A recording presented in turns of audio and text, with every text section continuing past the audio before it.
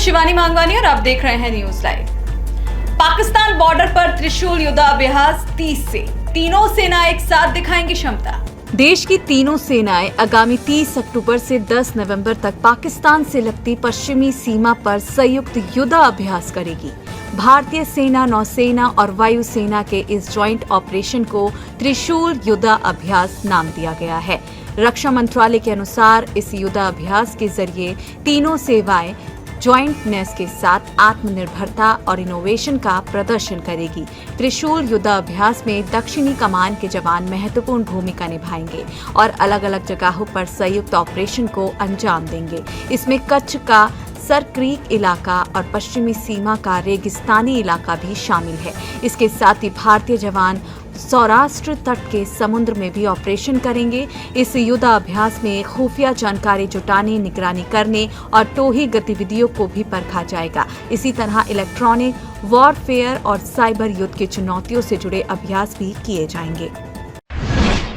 दुश्मन टैंकों के लिए भारत खरीद रहा अमेरिकी जेवलिन मिसाइलें, देश में बनाने के लिए भी दिया प्रस्ताव। भारतीय थल सेना ने अपनी युद्ध क्षमता को और मजबूत करने के लिए आपातकालीन वित्तीय अधिकारों के तहत अमेरिका से FGM 148 javelin anti tank guided मिसाइलों की खरीद शुरू कर दी है। इसके पहले चरण में 12 लॉन्चर और 104 मिसाइलें खरीदी जा रही हैं। मीडिया रिपोर्ट्स के अनुसार जेवलिन मिसाइलों का चयन इनकी उन्नत तकनीक और फायर एंड फॉरगेट क्षमता के कारण किया गया है।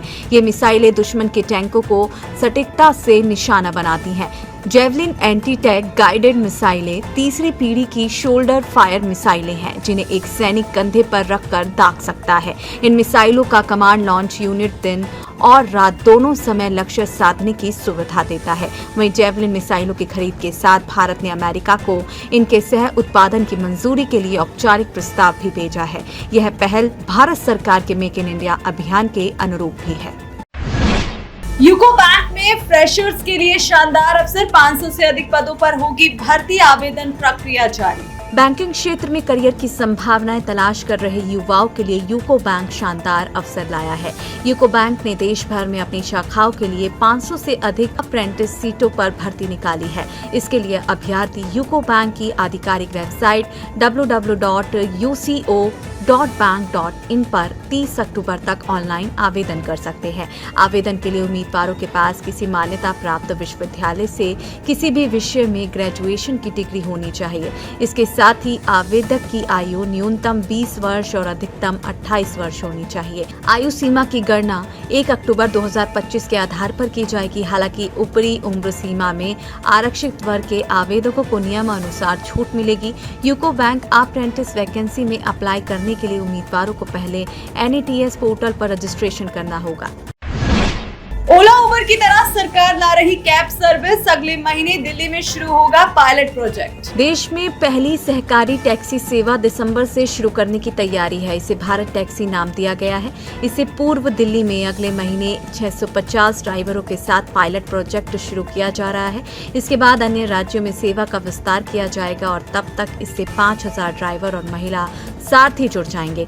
स्वदेशी भारत टैक्सी पहला राष्ट्रीय सहकारी राइड हेलिंग प्लेटफॉर्म है, जिसे सहकारिता मंत्रालय और राष्ट्रीय ई गवर्नेंस डिवीजन ने तैयार किया है। इस सेवा में ड्राइवर भी सह मालिक होंगे। इसके लिए सहकार टैक्सी कोऑपरेटिव लिमिटेड के साथ MOU किया गया है। ऐप आधारित यह सेवा डिजिटल इंडिया का हिस्सा है। इसकी एक संचालन परिषद होगी, जिसमें अमूल के MD जयंत मेहता चेयरमैन और NCDC के उप प्रबंध निदेशक रोहित गुप्ता वाइस चेयरमैन होंगे। इसके अलावा 8 अन्य सदस्य देश की विभिन्न सहकारी समितियों से संबंधित होंगे। Amazon लाया डिलीवरी एजेंट्स के लिए स्मार्ट चश्मे, सटीक नेविगेशन के साथ देगा खतरे का alert. Online shopping company Amazon ने अपने डिलीवरी एजेंट्स का काम आसान करने के लिए AI से लैस स्मार्ट चश्मे लॉन्च किए हैं। ये स्मार्ट चश्मे रियल टाइम नेविगेशन को सपोर्ट करते हैं और डिलीवरी एजेंट्स को सही रास्ता दिखाते हैं। इसके साथ ही इसके जरिए डिलीवरी के लिए लाए गए पैकेट को तुरंत स्कैन किया जा सकता है। Amazon के अनुसार इन स्मार्ट चश्मों में जियोस्पेशियल AI सेंसिंग और कंप्यूटर विजन टेक्नोलॉजी का प्रयोग किया गया है। इसकी सहायता से डिलीवरी एजेंट सही रूट को ट्रैक कर सकते हैं और सटीक लोकेशन पर पहुंचकर पैकेज डिलीवर कर सकते हैं। इसमें पैकेज से जुड़ी सारी जानकारी और रास्ते का नेविगेशन सीधे ग्लास के डिस्प्ले में दिखाई देता है। अमेजन की इन AI स्मार्ट ग्लासेस में एक मल्टी कैमरा सेटअप भी दिया गया है जो आसपास की जगह पर लगातार नजर रखता है और किसी खतरे की स्थिति में एजेंट को तुरंत अलर्ट भेजता है। ट्रंप ने बताया चीनी राष्ट्रपति जिनपिंग के साथ बातचीत का एजेंडा, ताइवान के साथ उठाएंगे जिम लाई की रिहाई का मुद्दा। अमेरिकी राष्ट्रपति डोनाल्ड ट्रंप ने कहा कि वह चाहते हैं कि चीन रूस के मामले में अमेरिका की मदद करे। ट्रंप कुआलालंपुर में आज से शुरू हो रहे आसियान शिखर सम्मेलन में हिस्सा लेंगे। व्हाइट हाउस की प्रेस सचिव कैरोलिन लेविट ने कहा कि राष्ट्रपति ट्रंप अपने एशिया दौरे के दौरान 29 अक्टूबर से दक्षिण कोरिया के ग्योंगजू में शुरू हो रहे एशिया प्रशांत आर्थिक सहयोग शिखर सम्मेलन में भी शामिल होंगे। इस शिखर सम्मेलन के इतर राष्ट्रपति ट्रंप की मुलाकात चीन के राष्ट्रपति शी जिनपिंग से होगी। इस दौरान ट्रंप और जिनपिंग व्यापार वार्ता व अमेरिका चीन तनाव पर चर्चा करेंगे। ट्रंप ने बताया कि वह चीनी राष्ट्रपति के साथ बैठक में ताइवान मुद्दा और हांगकांग के लोकतंत्र समर्थक नेता जिमी लाई की रिहाई पर भी चर्चा करेंगे। ट्रंप ने यह भी कहा कि हमारे पास बात करने के लिए बहुत कुछ है और राष्ट्रपति शी के पास भी हमारे साथ वार्ता के लिए बहुत कुछ है। मुझे लगता है कि हमारी मुलाकात अच्छी रहेगी। एक बार फिर बिग स्क्रीन पर धमाल मचाने को तैयार बाहुबली 31 अक्टूबर को रिलीज होगी। बाहुबली द बिगनिंग और बाहुबली द कंक्लूजन के बाद एसएस राजामौली अब बाहुबली द एपिक से धमाकेदार वापसी कर रहे हैं।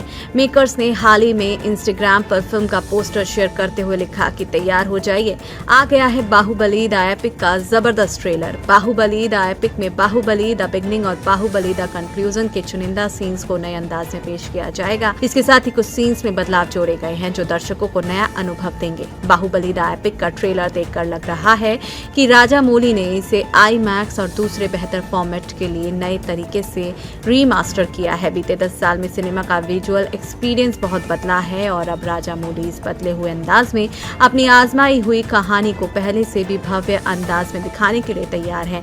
बाहुबली द एपिक आगामी 31 अक्टूबर को थिएटर्स में रिलीज होगी। आज के लिए बस इतना ही। कल फिर मिलेंगे देश और दुनिया से जुड़ी नई जानकारियों के साथ। तब तक के लिए देखते रहिए और सब्सक्राइब करिए IIMT मीडिया।